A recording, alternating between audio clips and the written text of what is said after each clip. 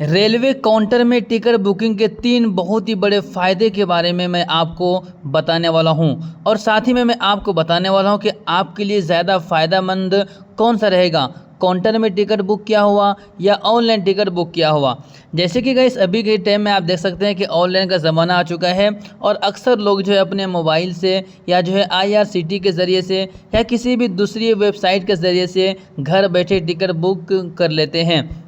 तो चलिए मैं आपको बताता हूं कि काउंटर में टिकट बुक करने के 3 बड़े बड़े फ़ायदे क्या है। देखिए, अगर आप काउंटर में टिकट बुक करते हैं तो क्या होता है कि जो टिकट बुकिंग के जो सिर्फ जितना पैसे होता है उतना ही पैसे आपसे लिया जाता है। लेकिन अगर आप IRCTC या ऑनलाइन किसी भी वेबसाइट से टिकट बुकिंग करते हैं तो इससे क्या होता है कि टिकट बुकिंग के जो चार्जेस रहता है वो लेता ही लेता है, साथ ही में GST वगैरह के चार्जेस वगैरह भी आपसे ले लेता है। तो इससे साफ पता चलता है कि काउंटर के मुकाबले में थोड़ा सा पैसा आपको ऑनलाइन में ज़्यादा देना पड़ता है और काउंटर में आपका पैसे जो है GST वगैरह के बच जाता है। तो एक फ़ायदा ये हो गया। और दूसरे फ़ायदे के बारे में अगर मैं आपको बताऊं कि अगर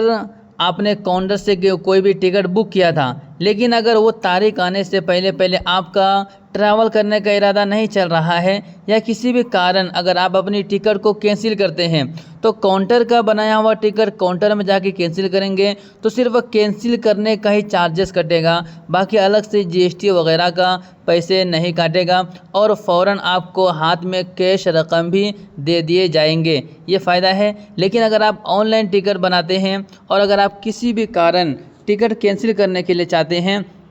तो टिकट कैंसिल के जो चार्जेस है वो आपका काटेगा ही काटेगा, लेकिन साथ ही में GST वगैरह के चार्जेस भी काट लेते हैं और फिर पैसे आने में भी 3 से 4 दिन लग जाता है, कभी कभी आता भी नहीं है। कंपनी से बातचीत करके पैसे मंगाना पड़ता है। तो समझ गए ना दूसरा फ़ायदा क्या हुआ कि आपका अगर आप ट्रैवल नहीं करना चाहते हैं तो अगर आप टिकट कैंसिल करते हैं तो आपका उसमें GST वगैरह नहीं कटेगा, सिर्फ टिकट के जो कैंसिल चार्जेस है वो कटेगा, बाकी आपको फ़ौरन कैश रकम मिल जाएंगे। अब तीसरे जो सबसे बड़े फ़ायदे के बारे में बात करूँगा वो ये है,